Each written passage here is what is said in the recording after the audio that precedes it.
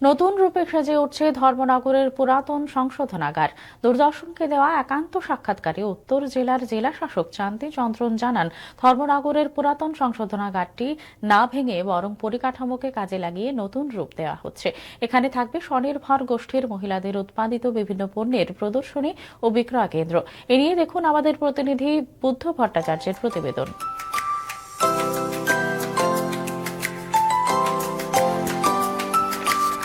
ধর্মনগরের পুরাতন কারাগারের পরিকাঠামোকে কাজে লাগিয়ে গড়ে উঠছে জুরিহাট এবং TRLM এর ডিস্ট্রিক্ট এগ্রিগেশন সেন্টার, যেখানে থাকবে ত্রিপুরা গ্রামীণ জীবিকা মিশন অর্থাৎ TRLM এর মহিলাদের দ্বারা উৎপাদিত পণ্য সামগ্রীর প্রদর্শনী এবং বিক্রয় কেন্দ্র। থাকবে উন্নত ক্যাফেটেরিয়া, উন্নত মানের রেস্তোরাঁ এবং শিশুদের বিনোদনের জায়গা। জেল থিমে গড়ে উঠছে শপিং কমপ্লেক্স। সব মিলিয়ে আশা করা হচ্ছে উদ্বোধনের পরে এই জায়গাটি TRLM এর বাণিজ্যিক এবং একটি আকর্ষণীয় কেন্দ্রের পরিণত হবে।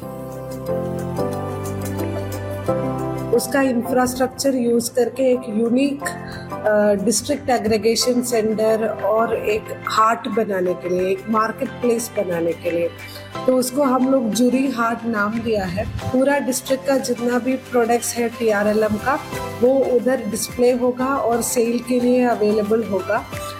उसका अंदर एक कैफ़े, एक मॉडर्न कैफ़े और साथ साथ एक रेस्टोरेंट भी हम लोग चालू करेगा। ধর্মনগর থেকে বুদ্ধ ভট্টাচার্য, দূরদর্শন সংবাদ, ত্রিপুরা।